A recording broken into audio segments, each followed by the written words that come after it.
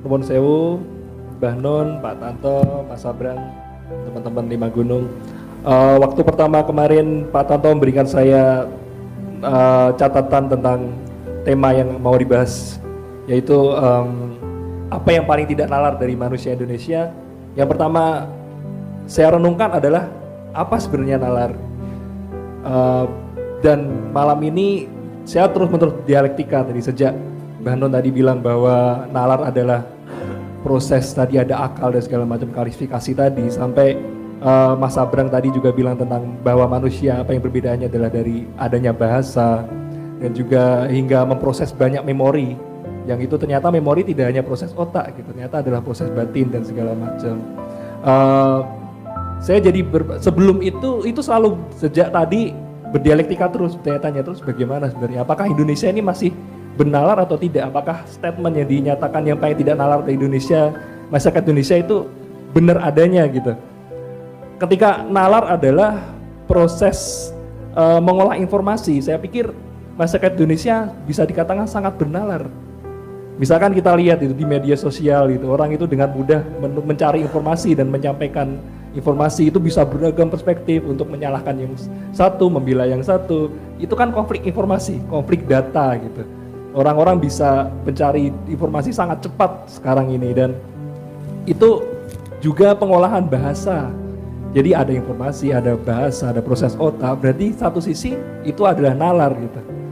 Tapi pertanyaan saya, apakah cukup itu dikatakan sebagai nalar? Ternyata malam ini banyak sekali penjelasan yang dari proses yang itu sistemik mekanistik yang ada di dalam tubuh kita hingga sampai menyentuh di wilayah kosmologis sampai ke metafisis. Ternyata perjalanan menalar begitu jauh gitu.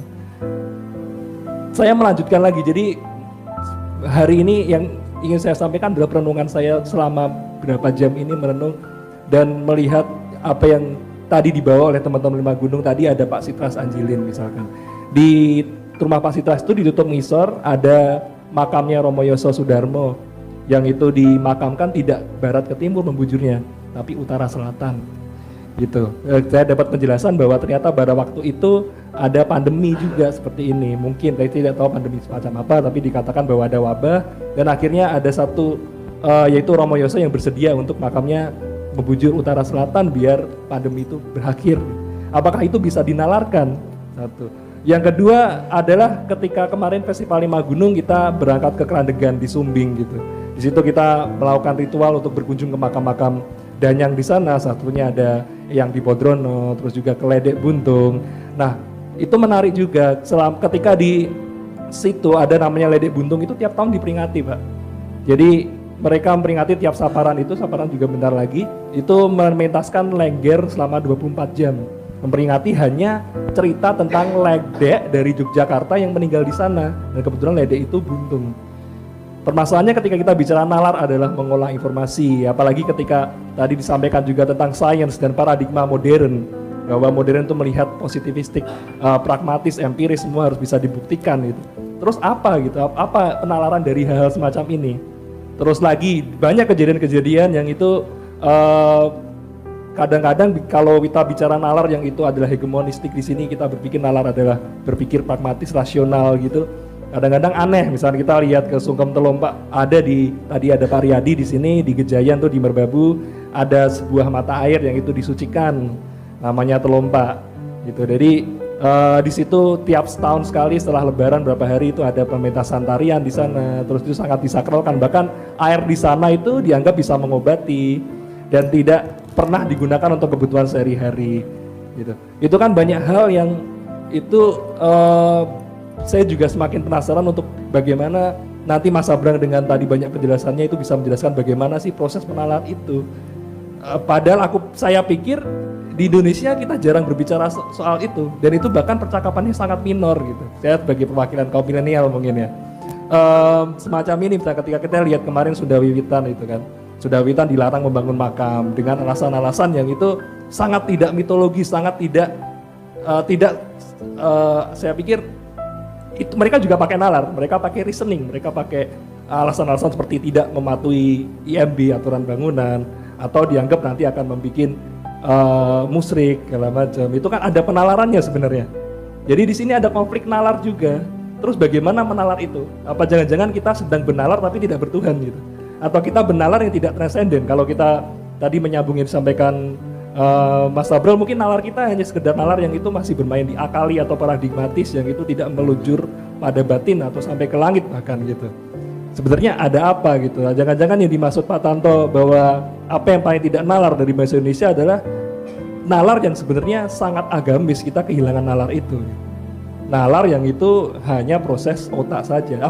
Sekali lagi apakah itu bisa dikatakan klaim sampai ke situ atau bagaimana? Apalagi kalau kita lihat sekarang kecenderungannya kan setelah tadi Bang Anton menyampaikan ada renaissance, ketika dulu dimulainya nalar itu berpikir secara cara saintis gitu, dan yang nyatanya itu tidak banyak menyelesaikan banyak persoalan yang sampai sekarang pun tidak terjawab, seperti tentang malaikat itu apa, tentang kosmologis itu apa. Ternyata juga di situ-situ saja. Yang saya lihat parahnya bahkan sekarang sampai nalarnya adalah industri gitu. Bahkan nalarnya itu nalar mekanisme industri, yaitu mengeksploitasi, memproduksi. Kalau nyambung dari Mas Sabrang juga, padahal masyarakat kita sekarang kan produksi terus, Mas. Tadi Mas Sabrang bilang, kalau masyarakat kita punya norma tentang produksi, ya berarti masyarakatnya produksi. Tapi kalau kita lihat fakta tentang nalar industri ini kan produksi besar-besaran. Tapi apakah itu benar yang dibutuhkan oleh nalar kita? Produksi gitu yang akhirnya alam rusak dan segala macam. Terus bagaimana ini gitu? Sebenarnya masih benar nggak sih? Mungkin matur nuwun. Merespon ini tadi tentang penalaran bahwa ini petanya menurut saya rada perlu dijelaskan lagi tentang paradigma dan penalaran itu tadi. Kenapa saya mengatakan bahwa setelah akal ada paradigma baru kemudian ada penalaran?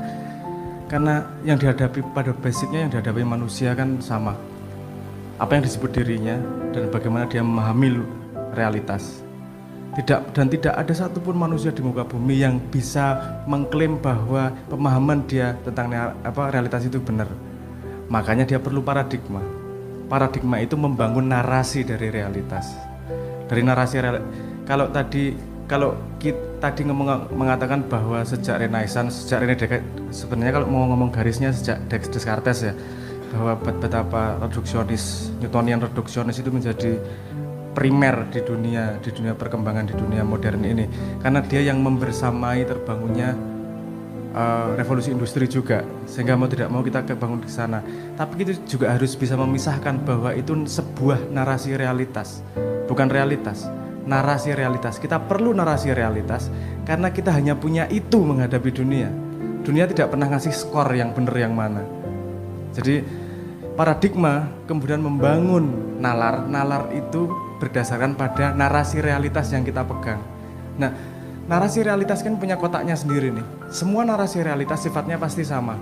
Pertama punya aksioma yang dipercayai, kemudian dari aksiomanya dibangun sebab akibat yang menjadi teorema. Teoremanya itu kemudian jadi sebuah sistem. Ya, urutannya pasti begitu. Agama, jadi tidak bisa kita membandingkan antara agama sama sains. Karena itu dua narasi realitas yang sama sekali berbeda, aksiomanya berbeda, teoremanya berbeda, memandang dunia juga berbeda. Nah, ini yang saya sering agak komplain ini misalnya, bagaimana membuktikan agama dengan sains? Itu menurut saya nyun sewu ngomong bodoh itu. Itu karena memang itu kamu loncat narasi realitas itu. Yang perlu kita pahami bukanlah tentang benar salahnya antara satu dua itu, tapi fungsional utamanya terhadap dua itu, utilitariannya seperti apa. Kalau kemarin saya nulis pas ada polemik sains itu, saya sempat menjelaskan bahwa narasi realitas yang disediakan sains itu bersandar pada apa yang dia ketahui. Dia tidak mungkin membangun teorema berikutnya tanpa ada sandaran teorema yang dia ketahui. Itu sifatnya terlihat jelas pada dunia matematika karena matematika jadi sandaran utama sains yang lain. Kalau dunia narasi realitas agama bersandar pada yang dia tidak ketahui, sehingga aksiomanya adalah syahadat. Saya percaya tidak Tuhan selain Allah, percaya, bukan pembuktian. Kalau dia sudah sebagai sifat aksioma itu tidak sebuah informasi yang tidak bisa dibuktikan kebenarannya. Bahkan sains juga menggunakan aksioma sains banyak sebenarnya. Tapi yang paling sederhana yang bisa dilihat aksioma sains adalah metode ilmiah. Semua sains pasti pakai metode ilmiah dan tidak ada yang bisa membuktikan bahwa metode ilmiah itu adalah benar. Bahkan metode ilmiah tidak bisa membuktikan bahwa metode ilmiah itu benar. Tapi nggak usah ngomong benar salah, efektif nggak? Gitu aja. Manfaat atau tidak kan gitu. Kalau kita ngomong sains, misalnya kita mau memprediksi bagaimana membangun rumah dengan sains, itu cukup efektif. Gunakan saja, no problem. Walaupun dia tidak efektif untuk perakiraan cuaca. Kalau Anda, aku iseng sih aku. Coba Anda catat dalam setahun perakiraan cuaca, yang benar 30% cuman kok. Sains tidak berhasil juga di dunia itu karena chaos teori di situ.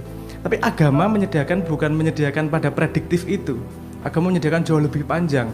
Salah satunya, contoh paling sederhananya adalah sains tidak punya teorema apapun terhadap dunia setelah kematian.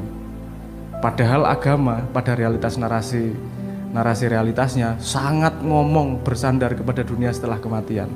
Nah, menurut saya nggak perlu diperbandingkan, efektif aja. Dan efektif mana yang paling bisa digunakan. Dan memang aksioma agama adalah percaya, bukan proof.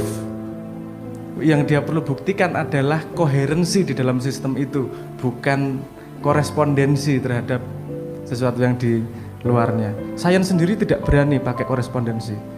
Sains sekarang pakai koherensi. Dia pakai korespondensi nggak mau. Bahkan dia nggak berani ngomong saya menjelaskan real world, nggak berani. Sains hanya menjelaskan, saya berani menjelaskan dunia yang bisa saya amati. Jadi kalau orang Indonesia menalar, menurut saya semua orang Indonesia punya nalarnya. Cuman narasi realitasnya kisruh. Narasi realitasnya itu tidak ngambil satu aksioma, tidak mengambil satu sistem, semua sistem diambil dan tidak tahu limitnya, dicampur dadi siji, dadi panganane ra cetha. Iki jane kan ndelok saka ngendi to posisine? Arep ndelok saka sains, apa arep ndelok saka agama? Kuwi urusan utilitariannya, debat kebenarannya atau debat fungsionalnya, utilitariannya atau di mana? Nah, menurut saya ketidaknalaran Indonesia adalah meta tidak nalar. Artinya meta tidak nalar. Dia tidak memahami apa itu nalar sendiri untuk bisa mendefinisikan nalar. Nah, ngomongin iki meng kowe takon nalar apa ya kowe meng waton mlaku kok. Tadi tuh bangun rumah berdasarkan kayu yang kintir di sungai aja. Ono kayu kintir tak dadekke omah. Dadi omahe cara karuan. Atape cara Eropa, fondasi